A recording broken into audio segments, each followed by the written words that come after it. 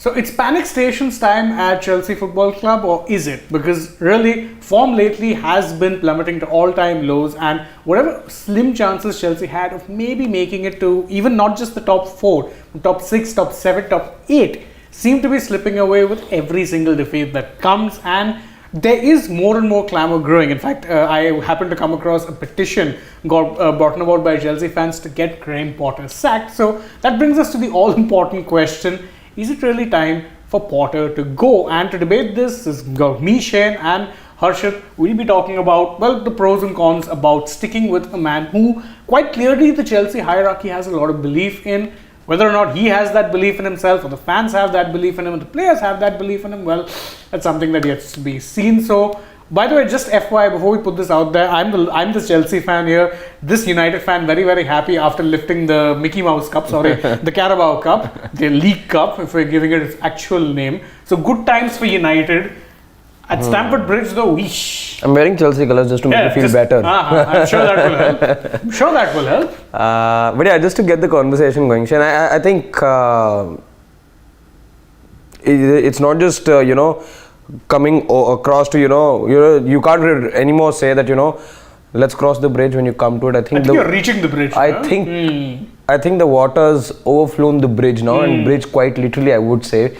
But see, because nothing's going well, and I think I'm very clear when you talk about whether Graham Potter should stick around at Chelsea or not. Like the point that you made earlier, which is something new, I would say, because you don't really have had the kind of ownership which has backed and openly backed the manager so much, so that it's gone ahead and said that we've got complete faith. Because otherwise, the previous regimes, we've seen Chelsea be extremely impatient, trigger happy, to say the least. Trigger happy and very extremely impatient. Chelsea are a club. Chelsea have had that kind of a model, let's say, and it sort of works for the club. I feel that the owners were like that. I think the fan base over the years also developed that kind of a feeling that okay, if it's not working out, you chop and change and you get results going, and it's worked. I think there are clubs that go into transition, but Chelsea, I don't think, are a club that ever sort of go into transition. They're on extremes, I would say. I'll point out that Chelsea was supposed to be a club in transition back in 2012. Since then, they've won multiple leagues, multiple Champions Leagues, FA Cups, League Cups, you name it. They've won everything. You look at a Barcelona, you look at a United, let's say, for instance. These clubs have either had unending transitions or just starting to see like the or you're just starting to see some sort of a silver lining to the transition, or you're seeing some sort of things fructify, let's say, in some way for both of those clubs in their own ways. Correct. But with Chelsea, it doesn't work that way. Historically, we've seen that, and looking at the times, looking at the kind of money that's been spent, of course, you could argue that the nature of those signings is something different. They're all long-term signings, young squad, you're trying to assemble a team. But having said all of that, the times that you're in, the kind of football, let's say, an Arsenal are playing, and Chelsea will not like that. Chelsea will not like the fact that firstly they're missing on a top 6-7, but they're also not going to like the fact that their bitter rival is playing so well. Of course, you've got a Manchester City also, that's always going to be right up there when you talk about the league scheme of things. United are doing well. The fact that Chelsea aren't even there in the top 7-8 will bother them. Second, of course, is the fact that the competitors are doing so well. And third, you don't know where things are going exactly. Which is why I'm of the firm opinion, and given how the club has been over the last, ever since that Abramovich era sort of kicked in, you need instant results with Chelsea. And given the kind of money that's been already shelled out, I think Graham Potter is really on thin ice, and I see no improvement. There is nothing. So when you talk about philosophy, when you talk about vision, you get to see it in some way, some bits and pieces. Right now, I don't know what his brand of football is. I don't know what culture he's really bringing to the table, which is why I think if Chelsea really need... again, they brought him thinking, of course, this is going to be a long-term signing. But the club's not worked like that. Let's be honest about it. So I have my fears, and I think Chelsea, for them to refine or rediscover their mojo, they need to get rid of the man. See, normally I would agree with this, because again, as you say, Chelsea fans develop this kind of mentality of hire, fire, back then sack. It's very common. We've seen Roman Abramovich publicly come out and back Andre Villas-Boas, and then him get sacked in a month. It doesn't really work that way at Chelsea. There's no such thing as public backing, long term. You're only as good as your last trophy. And but I will say this, generally speaking, the mood that I come across with a lot of Chelsea fans is that they themselves kind of wanted something long term. So even if you look at, I would say, since the time of, say, sacking Mourinho, Chelsea have tried. The second time. Yeah, the second time around. Yes, the second time around. They have tried to kind of stick with someone who can bring them something long term, which is why they've gone to extreme lengths to even back those managers. Because again, who came in after Mourinho? Conte got a lot of signings he wanted, and he will also tell you he got just as many that he probably didn't won you the want. league. Yeah, won you the league, won you an FA Cup. But they brought a lot of signings to fit his 3-5-2 philosophy, and he was gone in 2 years. Yeah. Then you got Maurizio Sarri. You brought in a lot of... No, you didn't bring in too many players, but you had to bring in some players. You remember, Courtois went on strike. You had to sign Kepa as an emergency. Yes. You brought in Jorginho. You brought in Gonzalo Higuain. We'll never forgive them for that. Gonzalo Higuain. You brought in a lot of players to try and fit with Sarri. He left in a year, and his was a mutual thing because he wanted to go back to Italy. He was getting the chance to manage Juventus. Yes. After that, who did Chelsea bring in? Frank Lampard. The epitome of a long-term manager. Because at that point, he had one season managing Derby. 2 seasons at most. 2? No, it was even one. One, exactly. I don't think the second was the full exactly. season. 1 season managing Derby. They were brought in and they said, look. I think with that, I think Chelsea just got a little impatient, I think, with regards to assessing Lampard as I think they were just... As a manager, Exactly. You should have given it more time. Think with Xavi, look at Xavi for that matter. There was considered, again, you could argue that he did it in the Middle East, but he had more experience and time. Exactly. Correct. The amount of time that he spent there with Lampard, I think, of course, it was like a natural... progression, let's say, but it came too soon. It was like a natural hiring of sorts, I would say. Yes, of course, Frank Lampard, if after retirement ever he was available for a coaching job, and if Chelsea were in need of one, it would have been a natural choice. But I think they rushed. I think that was the time that Chelsea rushed. But that's the thing. At that point also, they were looking at the long term. Because remember, they brought him in a year when there was the transfer ban. You couldn't sign players. Was Villas-Boas also in the scheme of things around that time or not? No, he was around 2011-12 was the year he was brought in. Got sacked in 2012 itself.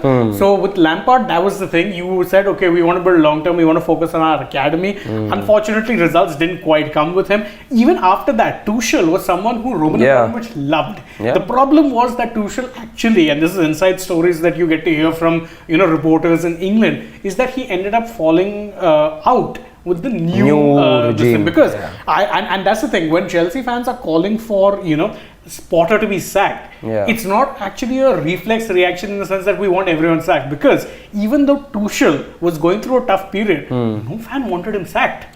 He was going through a tough period himself. Exactly. So no one wanted him sacked. But with Potter, I think what you've happened is, unfortunately, he has the rather unenviable job of replacing someone who the fan base loved.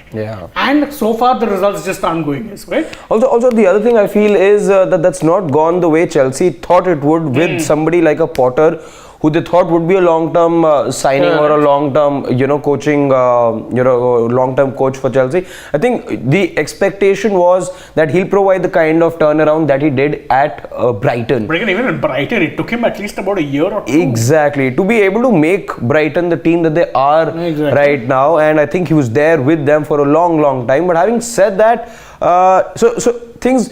Like I said earlier as well, I think what's lacking over here, and which is what a strong signal for me is, after a sustained period, I think he spent good chunk of the year now with Chelsea, and I see no improvement. I see nothing to latch on to when you try to make a case for him. Am I seeing a difference in the brand of football? No. Am I seeing, was he provided with the resources? The answer is yes. So when you look at that and you don't see any progression from, let's say, the games that have happened, and when you're looking forward to, let's say, even a mediocre opponent, again, no disrespect to any team, but you can't have, you're not looking at difficult fixtures every week on week. Just the fixture, let's say, just the kind of fixtures that they have ahead, and let's say the run that they've had. I think over the last 13 odd games, they've just won one game. Last 10 games have been winless. Yeah. So it's a bad I think of the last 13, I think they've won just one. I think they've lost a huge chunk of them, and then a few have been draws here and there. But I see no progression. I see, okay, 6 months isn't a time where you'll expect any manager to, turn a player's career around or bring, let's say, any form of improvement to players in individual capacities. But as a team, I must see something. I must, and right now, what I'm only seeing is, the whole gameplay just crumble. There is no philosophy right now. There is a philosophy, but it crumbles, as you said. It crumbles. It crumbles. Anytime there's a little bit of pressure, boom, gone. Yeah. And that actually speaks for me. I'll tell you one of the major problems, or one of the reasons why I'm still not on board with the, Sacking. Potter out, not yet at least, is because the main problems afflicting him have afflicted at least 4 Chelsea managers prior. Get one of the major problems with him right now is not so much chance creation, is chance conversion. That has been a problem for Thomas Tuchel. Yeah. It was a problem for Frank Lampard.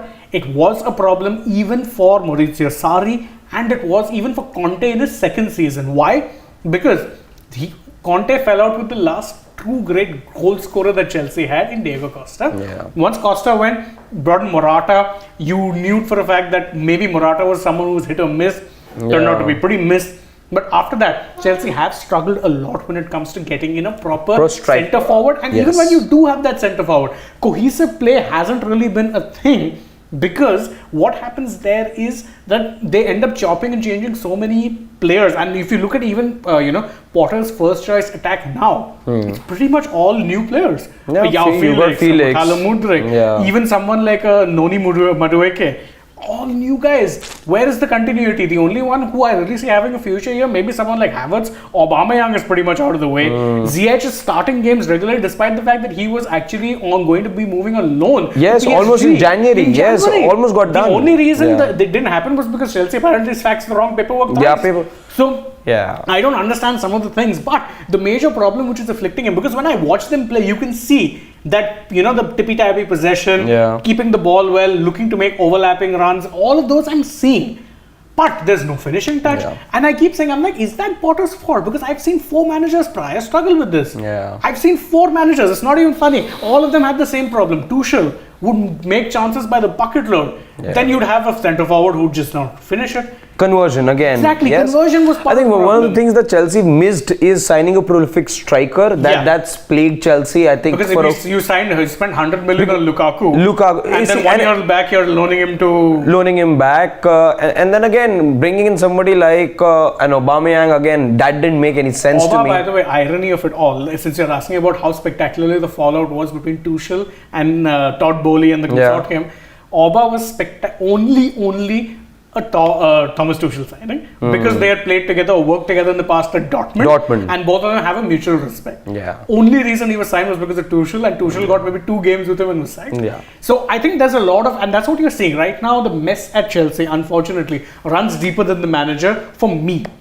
Because but very quickly, one reason why you think you should cling on to him. Because as I said, I think you need to give him a fairer crack of the whip. He was brought in at a time when results were downhill. He was brought in at a time when, after a point, you knew you'd be preparing for the World Cup. How much time would it be then for you? I think see him out till the end of this season, hard as it may seem, because I think at this point there's no prospects for regardless of the results. You're not getting Europe's gone. League spot. You are out of all the domestic trophies. You may very well be out of the Champions League in a week's time. Even if you aren't, that's really going to be a case of when rather than if. Unless, of course, a massive turnaround happens. I don't really know. So I give him that time and say, unless things really hit a nadir, and truth be told, they're reaching there, but I'd still give him till the end of the summer. You don't need to back him massively in the transfer market. Clear out some of the players who don't want to be there, because one of Chelsea's biggest problems right now, bloated squad.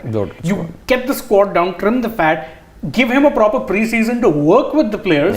If then things still don't turn around, well, Thomas Tuchel is still available for maybe they can just make a rehire. I know. Who knows? We don't really know. That's at least that's my thing. Again, I understand that there's a lot of people who would, be getting or would be getting impatient and hoping that this is something that happens sooner rather than later. But again, I don't see how many better options there are.